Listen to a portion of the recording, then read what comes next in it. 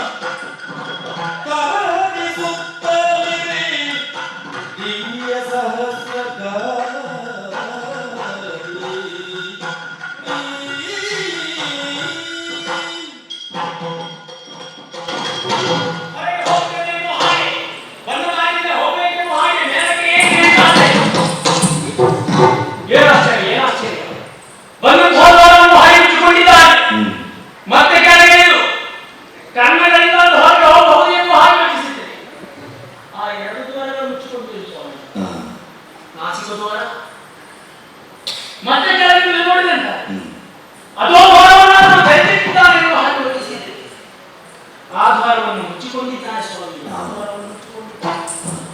ಹಾಗಾದರೆ ನಮಗರ್ಥವಾಗುವುದೇನು? ಹರಿ ಒಂಬತ್ತು ದ್ವಾರಗಳನ್ನು ಕೂಡ ಮುಚ್ಚಿಕೊಳ್ಳುವುದಕ್ಕೆ ಶಕ್ತರಿದ್ದಾರೆ.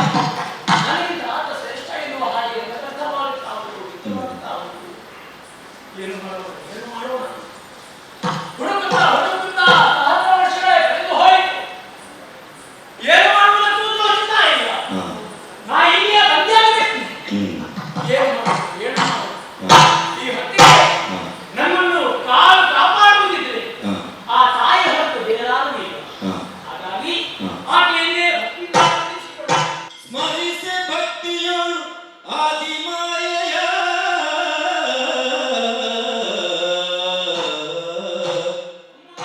ಸ್ಮರಿಸೆ ಭಕ್ತಿಯೊಳದಿ ಮಾಯೆಯ ಹರಿಯನವಿ ಕಮಲನಾಳದಿ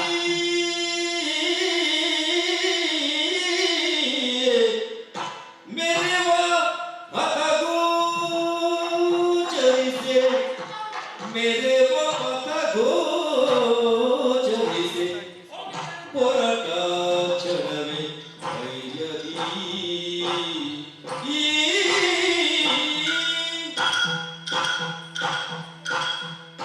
ಬರುತ್ತಿರಲು ಹರಿಯೋಗ ಮಾಯೆಯ ವೆರಸಿ ವಟ ಪತ್ರದಲ್ಲಿ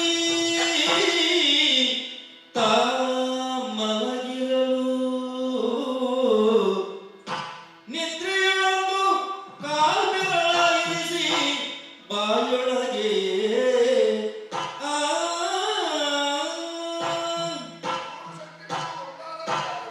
ಆ ದೇಹದಲ್ಲಿ ಒಂದು ರೀತಿಯ ಜಡ ಆವರಿಸಿದೆ. ಈ ಜಡವನ್ನು ಪರಿಹರಿಸಿಕೊಳ್ಳಬೇಕಿದ್ರೆ ವಿಶ್ರಾಂತಿ ಅವಶ್ಯಕತೆ ಇದೆ.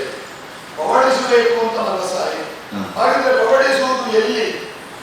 ಸ್ಥಳವನ್ನು ಹುಡುಕಿದ್ರೆ ಅವಕಾಶ ಇಲ್ಲದ ಕಾರಣ ಯೋಚಿಸುತ್ತಿರುವಾಗ ವಟಪತ್ರವನ್ನು ನೀಡುತ್ತಾರೆ.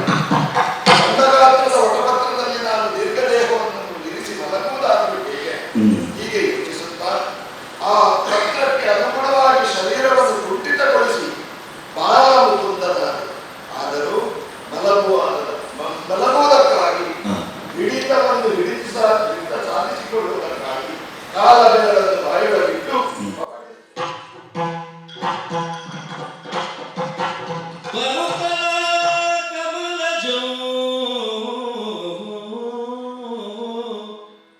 ಬರುತ್ತಲ ಕಮಲಜೋ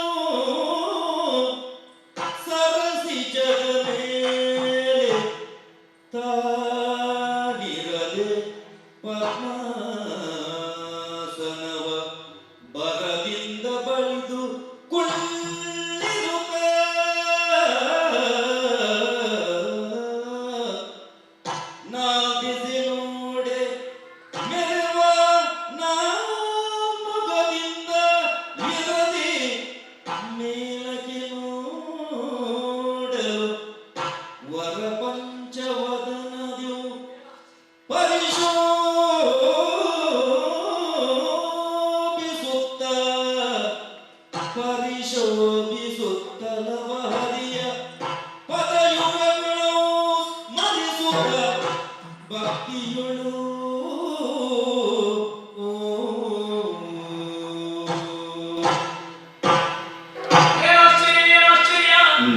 ಅಮ್ಮನನ್ನೇ ಪ್ರಾರ್ಥಿಸಿಕೊಂಡ ಕ್ಷಣದಲ್ಲಿ ಕಾಣಿಸುವಂತಹ ಬೆಳಕನ್ನೇ ಹೇಳಿ ಮುಂದುವರೆದು ಬಂದಂತಾದರೆ ಮುಂದುವರೆದು ಬಂದಂತಹ ನಾನು ನೋಡಿಕೊಳ್ಳುವಾಗ ಹರಿಯ ನಾಭಿ ಕಮಲದಿಂದ ಹೊರಟಂತಹ ಕಮಲದ ಮೇಲೆ ಪದ್ಮಾಸನ ಸ್ಥಿತಿಯಲ್ಲಿ ಕುಳಿತಿದ್ದೆ.